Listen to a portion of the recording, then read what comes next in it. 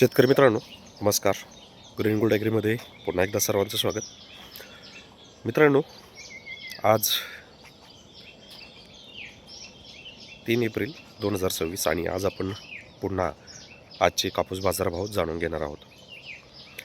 गठण आज पुन्हा एकदा 1100 रुपयांनी वाढलं आहे. पहा, मी काल तुम्हाला म्हटलंच होतं की मार्केट वाढण्याची शक्यता आहे आणि मार्केटवर लक्ष ठेवणं गरजेचं आहे. कारण गठण वाढतं आहे, परंतु कापूस दर वाढतोय का हे पाहावं लागणार आहे. आणि निश्चित तुम्हाला हे ऐकून आश्चर्य वाटणार नाही, कारण तुम्ही जर डेली माझे व्हिडिओ पाहत असाल तर मी हे सांगितलंच होतं की हे असं होतं आहे आणि असंच होतं आहे. हे आज नाही आहे, मागच्या वर्षी असंच व्हायचं, त्याच्या मागच्या वर्षी असंच व्हायचं, ते यावर्षी असंच होतं आहे. तर आज गठणमध्ये जवळजवळ 1100 रुपयांची तेजी आहे. 1100 नाही, हो, जवळजवळ 1100 रुपये. तर सध्याची परिस्थिती अशी आहे की आपण जर कालचं मार्केट पाहिलं तर 57,500 रुपये गठण होतं आणि आज ते 58,600 रुपये आहे. म्हणजे जवळजवळ 1100 रुपयांची वाढ याच्यामध्ये झाली आहे.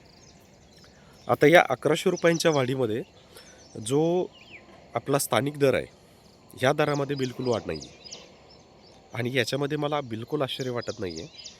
कारण हे रेट वाढत आहेत गठणचे. आता गठणचे रेट वाढत आहेत म्हटल्यावर साहजिक आहे कापसाचे वाढायलाच पाहिजे होते, पण नाही वाढत आहे. आता याच्यामागे काय लॉजिक आहे हे मी तुम्हाला ऑलरेडी सांगितलेलं आहे. परंतु आपण आजही जर रेट पाहिले तर साधारण 7,500 रुपयापासून 9,000 रुपयापर्यंत दर आहे आणि जर मागच्या वर्षीचा कापूस असेल तर अगदी 6,400 रुपयापासून पुढे दर आहे. म्हणजे दर मागच्या वर्षीचा कापूस असेल तर 6,400 रुपयापासून 9,000 रुपयापर्यंत दर आहेत.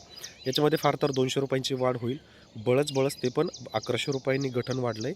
म्हणून आता जे शेतकरी थोडक्यात अकोला जिल्ह्यामधील असतील त्यांनी मला आजचे कापूस बाजारभाव नक्की सांगा. जर तुमच्यापर्यंत अपडेट येत असेल तर कमेंटमध्ये सांगा की बाजार काय झालेत कालचे आणि आजचे. हे कमेंट करून नक्की सांगा, ज्याच्यावरून मला अंदाज लागेल की तुम्हाला खरंच तो दर मिळतो आहे का, की फक्त आणि फक्त हा 1100 रुपये हा फक्त गठणचा दर आहे आणि तुम्हाला पूर्णपणे फसवलं जातं आहे. बाकी पाहूयात नक्की काय अपडेट आपल्याला मिळते.